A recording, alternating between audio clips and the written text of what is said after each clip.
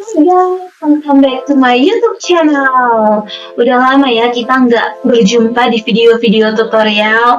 Jadi di video tutorial kali ini, seperti biasa, saya akan membuat tutorial. Tutorialnya kali ini membahas mengenai pengujian validitas dan reliabilitas dari kuesioner. Sebelum itu, saya sudah membuat kuesioner dan membagikannya kepada kurang lebih 361 responden. Tapi kita hanya akan menggunakan 100 responden saja. Omong-omong, saya juga mau berterima kasih kepada orang-orang yang telah berkenan untuk mengisi kuesioner yang telah saya bagikan. Oke, langsung saja saya ingin teman-teman mengetahui terlebih dahulu apa itu validitas dan reliabilitas. Validitas adalah suatu ukuran yang menunjukkan tingkat kevalidatan atau kesaksian suatu instrumen. Suatu instrumen yang valid mempunyai validitas tinggi, dan sebaliknya bila tingkat validitasnya rendah, maka instrumen tersebut kurang valid. Sebuah instrumen dikatakan valid apabila mampu mengukur apa yang hendak diukur atau diinginkan. Sebuah instrumen dikatakan valid apabila dapat mengungkap data dari variabel yang diteliti. Sedangkan reliabilitas itu menunjuk pada suatu pengertian bahwa sesuatu instrumen dapat dipercaya untuk digunakan sebagai alat pengukur data. Instrumen tersebut sudah dianggap baik. Instrumen yang baik tidak akan bersifat tendensius mengambil responden untuk memilih jawaban-jawaban tertentu. Reliable sendiri artinya dapat dipercaya juga, dapat diandalkan. Oke. Di sini kita menguji validitas dan reliabilitasnya.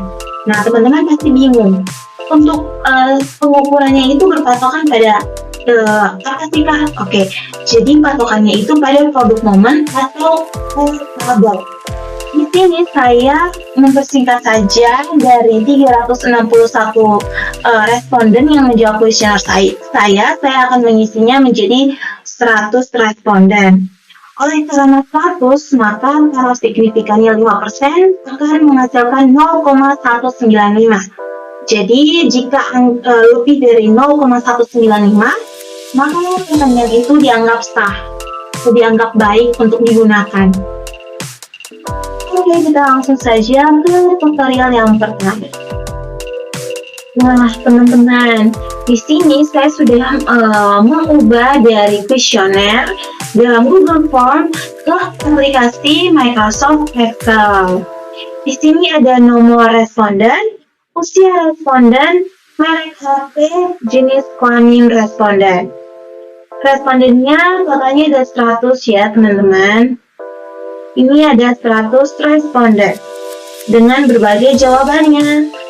Kemudian angka 1, 2, 3, dan 4 dan seterusnya di bagian atas ini adalah pengganti dari soal, misalnya soal nomor 1, soal nomor 2, 3, dan seterusnya.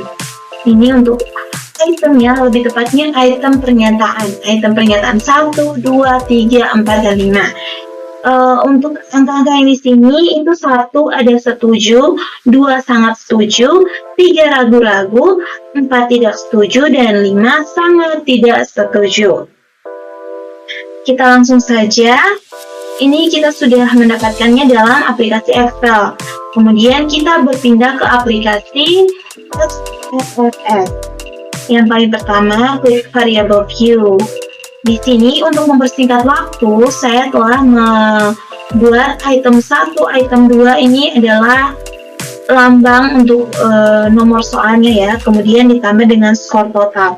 Tadi dalam Microsoft Excel juga ada skor totalnya ya teman-teman. Ini skor totalnya. Oke, ini. Nah, untuk mengecek validitasnya, kita ke bagian data view. Oke, kalau sudah seperti ini akan muncul item 1 sampai 50 ya. Oke. Item 1 sampai 50 ditambah skor total. Kemudian Kita kembali ke Microsoft Excel.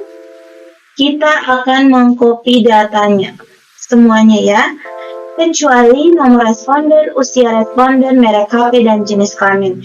Itu teman-teman tidak usah terlalu memperhitungkannya. Kita hanya akan mengcopy jawaban-jawabannya ya. Oke, respondennya ada 100.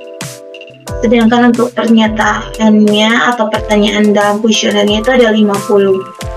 Ditambah skor total. Oke, kita copy saja aplikasi SSPS. Lalu kita paste. Oke, kita tunggu dulu, dia masih loading. Ada, sudah muncul teman-teman untuk jawaban-jawabannya, nomor jawaban di item pernyataannya. Kemudian kita ke bagian analis, kita pilih yang correlate, lalu pilih yang bifurcate. Di bagian sini kita akan mengubah semuanya ke variables. Kita Ctrl A saja, lalu anak panah, dan sudah. Ini sudah berpindah semuanya menjadi variables. Lalu tinggal klik OK.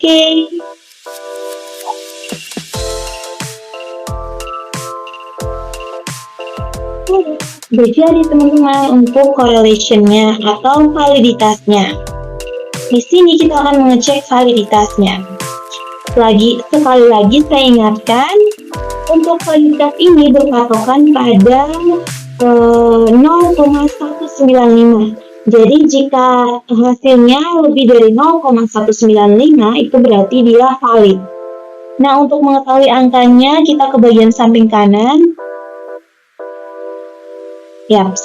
Di sini sudah muncul teman-teman. Cukup memperhatikan bagian yang berbintang. Bagian yang berbintang itu berarti dia valid. Apalagi kalau bintang 2 itu sepertinya valid sekali ya. Oke, kita lihat yang bagian skor totalnya. Di sini ada, ini di depan ini ada 0 ya. Jadi 0,539 itu lebih dari 0,195, berarti dia sangat valid. Oke, kemudian ada 0,442. Ini banyak sekali yang valid ya teman-teman. Cukup melihat yang berbintang. Yang berbintang itu berarti dia sudah lebih dari 0,195. Yang berarti valid. Oke. Nah teman-teman, tadi kan kita menguji kevalidatan dari kuesioner yang sudah dibagikan ya. Apakah pertanyaan-pertanyaan dalam kuesioner tersebut sudah valid atau sudah sahih sehingga dapat digunakan atau tidak. Dan ternyata banyak yang valid ya teman-teman. Untuk itu kita bukan hanya mengecek kevalidatannya, tetapi juga harus mengecek kereliabilitasnya. Jadi apakah instrumen itu dapat dipercaya atau tidak. Instrumen tersebut bukan hanya harus valid, tapi dia juga harus dapat dipercaya. Oke, di sini tetap variable view-nya tetap seperti tadi, data view-nya juga sama. Yang berubah kita ke bagian analis dan kita pilih yang scale. Ini untuk reliability-nya. Kita pilih reliability analyze. Kita klik. Oke, di sini sudah berubah. Tadi saya sudah memindahkannya dari items di bagian sini, kita pindahkan ke bagian sini. Dan di bagian kiri ini tetap skor total, dan di bagian kanan ini item 1 sampai 50. Kalau kita klik OK, sudah muncul teman-teman untuk hasilnya. Di sini valid ada 100%. Nah, valid 100% ini menunjukkan kalau total responden 100 itu pas ya teman-teman. 100 orang pas. Dan tidak ada yang salah. Jadi totalnya 100% teman-teman. Sedangkan di reliability statistiknya, itu di depan sini baca saja 0 ya. Jadi 0,941. Kita kembali ke table. air kabel patokan yang kita gunakan pada air kabel itu adalah 0,195. Dan hasilnya teman-teman di sini ada 0,941. Jadi dapat disimpulkan bahwa kuesioner atau instrumen yang kita gunakan itu sudah sangat valid dan sangat reliabilitas.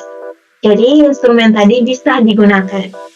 Oke, sekian tutorial hari ini. Buat teman-teman, jangan pernah berhenti mencoba dan tetap berusaha. See you on the next video. Bye-bye.